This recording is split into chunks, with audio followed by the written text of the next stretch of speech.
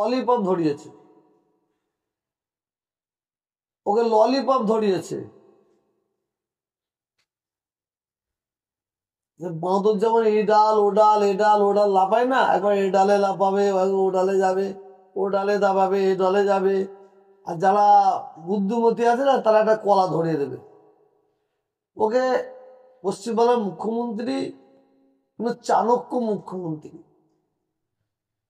উনি কংগ্রেস থেকে বেরিয়ে এসে লড়াই করে মুখ্যমন্ত্রীর চেয়ারে বসেছে। উনি চাণক্য মন্ত্রী, কোন ঠাকুর কোন ফলে সন্তুষ্ট উনি খুব ভালো জানেন, ও ভালো জানে। ওকে ললিপপ ধরিয়েছে। এই প্রশ্নগুলো আমাকে না করলে ওর বাবাকে জিজ্ঞেস করলে আরো ভালো হয়। যাকে ললিপপ ধরিয়েছে ওর বাবাকে জিজ্ঞেস করলে আরো ভালো হয়, কেন ওর বাবা হচ্ছে ঘোর বিরোধী। আমি তো তোহা সিদ্দিকী রাজনীতি করিনি, আমি তোহা সিদ্দিকী রাজনীতি করিনি, মৃত্যুর আগে পর্যন্ত করবো না।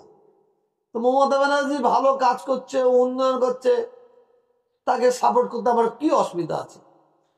যখনই উনি উন্নয়নের থমকে যাবে, উনি পিছিয়ে যাবে, তখন আমি সরে যাব। আর ওনার বাবাকে এই জন্য জিজ্ঞেস করতে বলছি, ওনার বাবা ওই আমরা একটুখানি ওই পাশে থাকতাম বলে আমাদের সঙ্গে বড় বড় কথা বলতো, খুব বড় বড় কথা বলতো। তার কারণ আছে, উনি অন্যায় বলতেন না।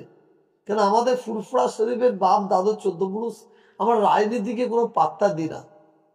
আমি আপনাকে আবার বলছি, যদি ফুরফুরা শরীফ রাজনীতি করতো, রাজনীতির বেড়াজালে থাকতো, ফুরফুরার পীর আবু বকর সিদ্দিকী রহমাতুল্লাহ আলাইহি, ফুরফুরার পীর আবু বকর সিদ্দিকীকে আমরা পশ্চিমবঙ্গের মুখ্যমন্ত্রী দেখতাম।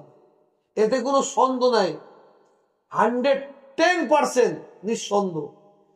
আমরা যদি রাজনীতি করতাম, রাজনীতি পরিবারের লোক হতাম, তাহলে আমার দাদু পীর আবু বকর সিদ্দিকী রহমাতুল্লাহ, যাকে বাংলার মানুষ, সারা ভারতবর্ষের মানুষ যাকে সম্মান করে, বাংলার মানুষ যার জুতোকে মাথায় তাজ হিসেবে রাখে, তিনাকে মুখ্যমন্ত্রী আমরা দেখতে পেতাম। কারণ পীর আবু বকর সিদ্দিকী এবং তার 5 সুযোগ্য আওলাদ, ওনারা কোনোদিন রাজনীতি করে না।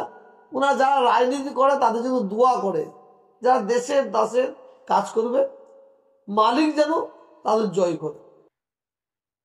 আর ললিপপ ধরিয়ে দিয়েছে, আর কি বলবো, ললিপপ ধরিয়েছে, ওকে ললিপপ ধরিয়েছে।